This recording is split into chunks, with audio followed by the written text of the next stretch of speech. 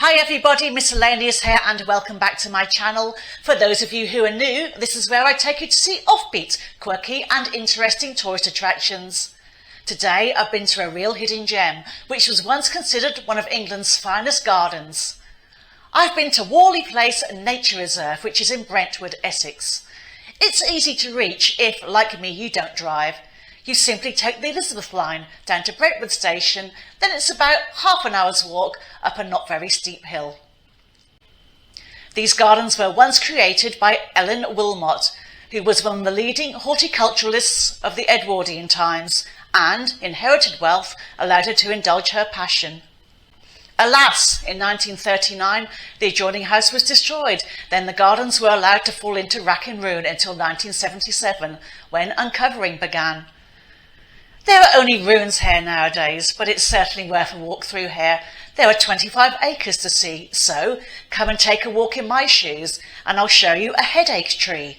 I will show you a gorge, I will show you rockeries, and I will show you 7 ponds. I will also show you a walled garden. Don't forget to give me a like, don't forget to subscribe to my channel, don't forget to click the notifications bell and share alike. Come and see my secret garden. Here we have the East Meadow on the right, and you can see some saplings being propagated. There's me gawping at my map, and if you don't like greenery or photographs of greenery, then perhaps you won't like this vlog very much. But stick with me, and you might just end up loving both. Here I am moving towards the South Pond. This is what I mean by greenery. I mean the pond is covered in algae. You can just about make it out through the trees and the shrubbery.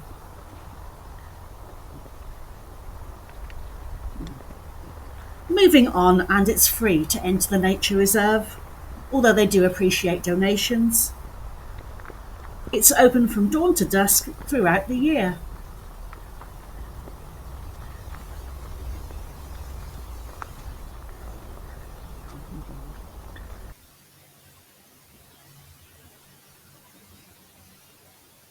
The reserve is the site of a house and gardens which were once famous.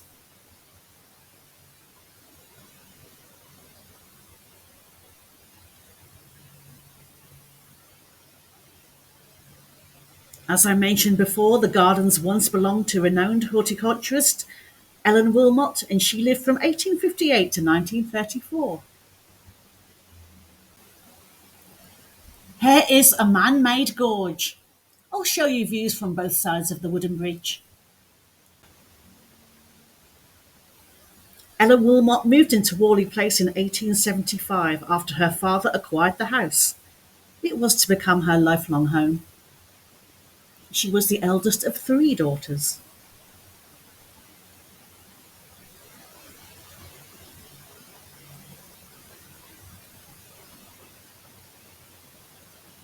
She inherited the house upon her father's death, and further inherited wealth allowed her to indulge her passion for horticulture.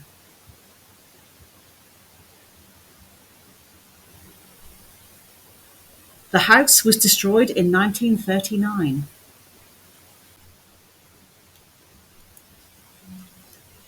Here we are heading towards the West Meadow, and this is the other side of the South Pond.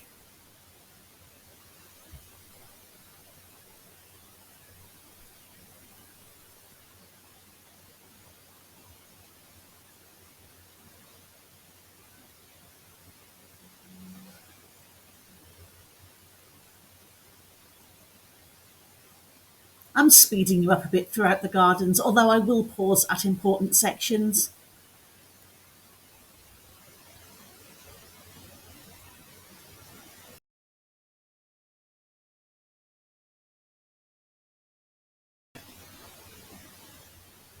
Looking over the West Meadow again.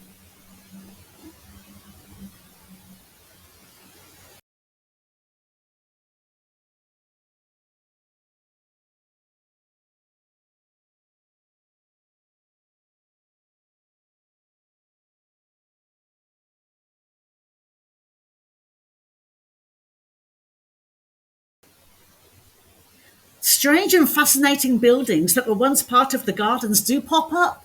I've no idea what this is. Perhaps one of you know? Perhaps you could let me know in the comments.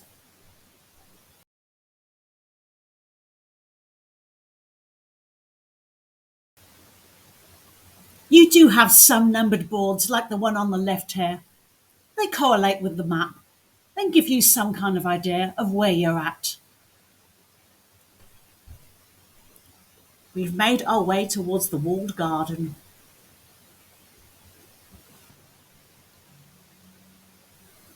Filmy ferns and alpine plants once thrived in the main gardens, but these probably ceased to exist when the gardens became overrun and derelict, with large trees blocking out all the light and depriving smaller plants of sustenance. Skirting the garden, and from 1934 to 1977, the gardens fell into serious disrepair. This is a conservatory. This was once part of the house and has been repointed and stabilised.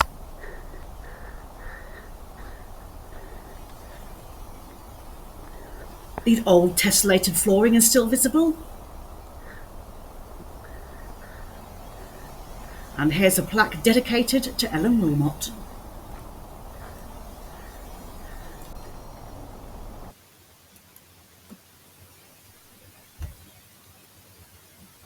Now we're going to head into the walled garden.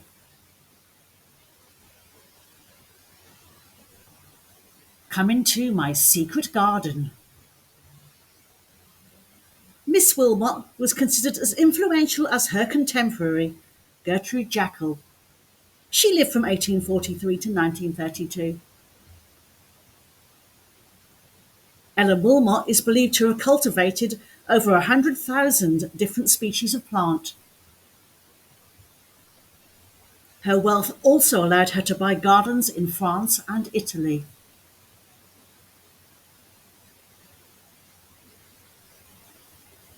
I love this wilderness in here. It reminds me of the Carrick Dew Gardens on St Mary's in the Isles of Scilly. That's a community garden which is part cultivated and part wild. Look, some attempt has been made to put these gardens into order.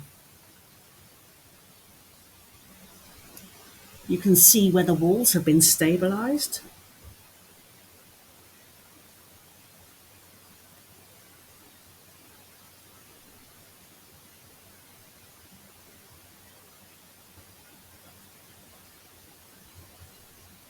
At the end, right in front of us, is an old conservatory pond.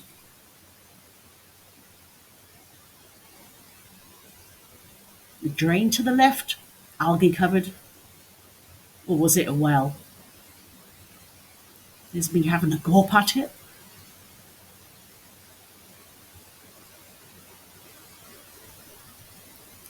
Information room. I didn't bother to look in there. Here you can see the walls propped up again.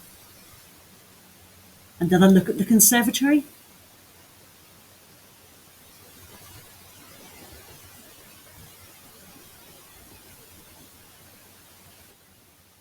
This is really one of those places where you don't know what you're going to find, and I suspect that every time you come here, you'll discover something new.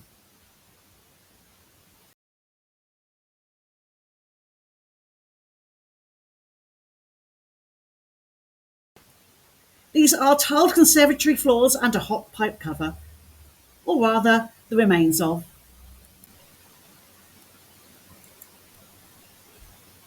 Another algae-covered pond. Willmott became a prominent member of the Royal Horticultural Society, joining in 1894.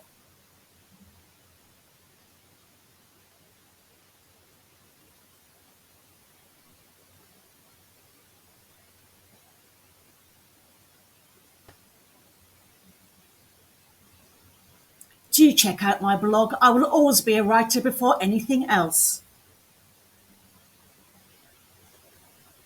Now this bit is the remains of the basement kitchen. There are lots of underground chambers, and most of them are cordoned off as they are too unsafe to wander into.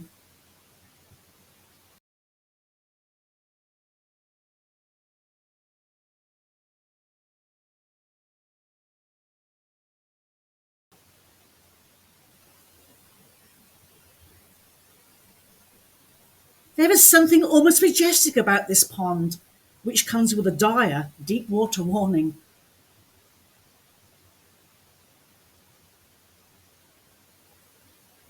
Here we can see foundations of hothouses, and behind them you'll see foundations for cold frames. It was said that Willmott was a demanding employer who would sack any gardener who allowed a weed to grow amongst her flowers. Apparently, gardeners were not allowed an afternoon off, even to get married. I'm not 100% sure if that's true or not. It's just something I picked up when doing my research.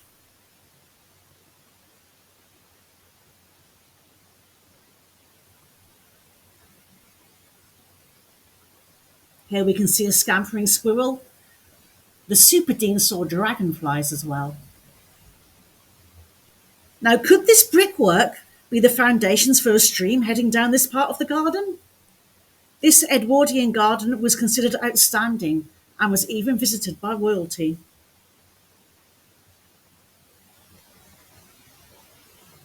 We're now heading towards the rockeries, and Willmott would only employ men in her garden, believing that women would be a disaster in the border.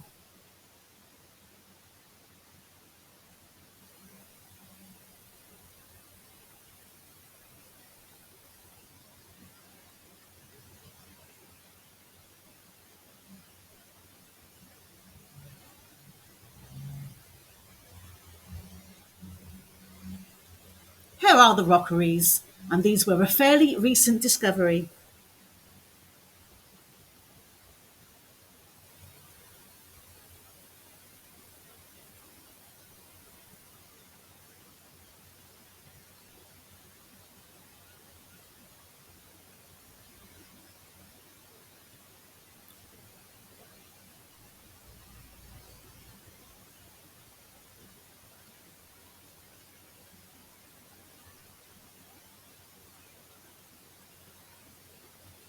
That stream foundation again, and Ellen Willmott spent money like it was gone out of fashion.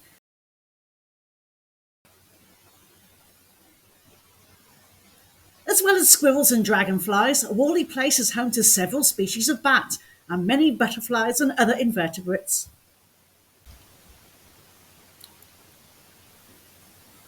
We have a ha-ha to the left. A ha-ha is a walled ditch designed to keep animals either in or out. An iron gate, and Ellen Willmott received the Victoria Medal of Honour in 1897. The only other woman to receive this honour was the aforementioned Gertrude Jekyll. This California Bay laurel is nicknamed the headache tree because if you rub the leaves and inhale them, then you're likely to get a severe headache. I didn't bother putting that to the test, thank you very much. After the house was knocked down, there were plans to build a housing estate here. Fortunately, the Second World War, followed by Greenbelt legislation, put paid to that idea.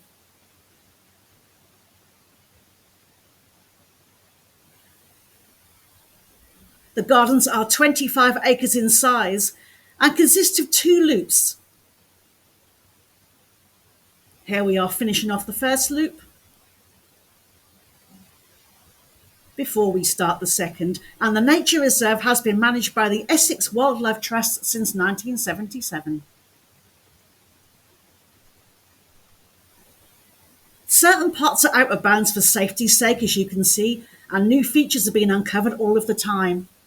The Trust volunteers have worked hard to turn what had become a serious wilderness into a nature reserve for all to enjoy.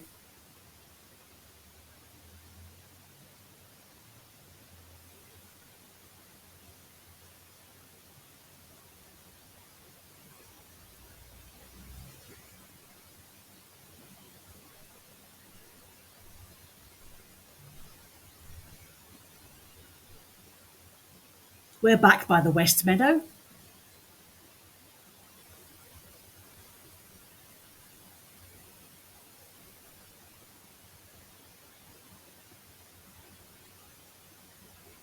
Yes, I'm wearing sensible shoes. Here's the North Hyde. There were people in there bird watching.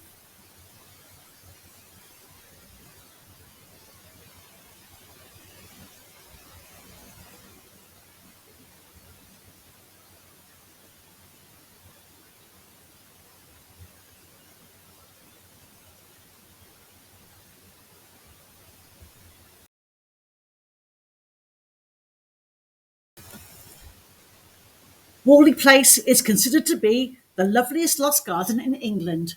I will definitely come back, and I'd like to come at different times of the year to see what the various seasons can offer up in terms of comparison. Both daffodils and wisteria grow here. Alas, I was too late in the season to see them though. I can imagine the beautiful yellows and the beautiful shades of purple of those flowers. This day has been all about a million shades of green. I warned you that this vlog was going to be green.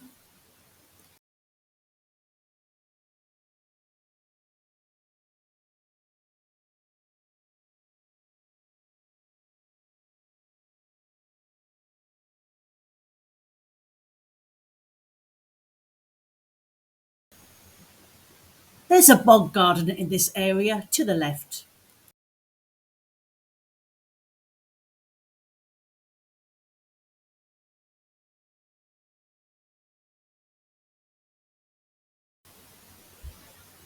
These gardens are fascinating, and it's good to let your imagination run riot as you wander around and daydream about what was once here. Here you have an unexpected set of steps just popping up amongst a blanket of plants.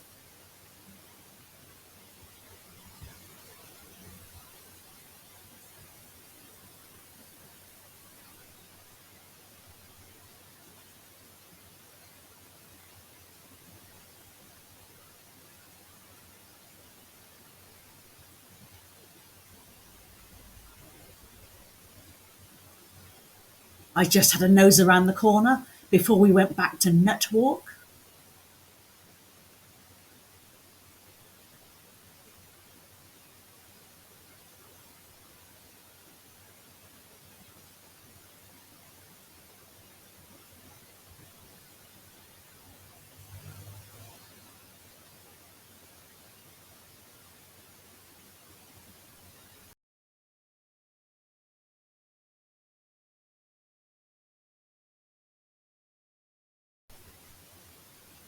Now that algae-covered piece of water is the North Pond.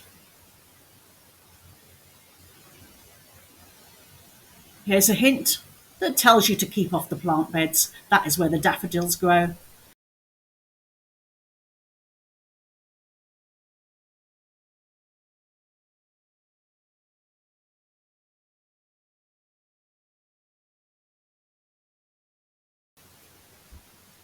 Our final walk back the way we came in, out of the gloom and into the sunshine.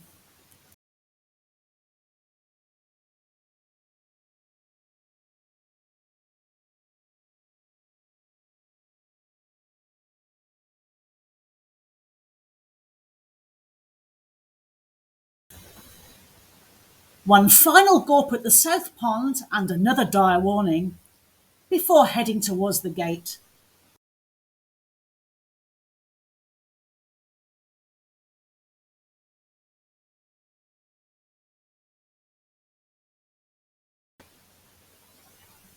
We just had to pop into the Thatcher's Arms, which is right next to the nature reserve, for a drinky poo.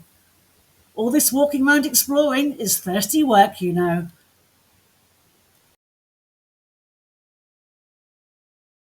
Thank you for watching, and I do hope you enjoyed the video. Come and see me soon for another miscellaneous adventure. Until then, don't forget to hit like, don't forget to hit subscribe and click on the notifications bell. You also might want to tell me where you want me to go in the comments. Check out some of my other videos, links here. Until next time, ta-ta for now.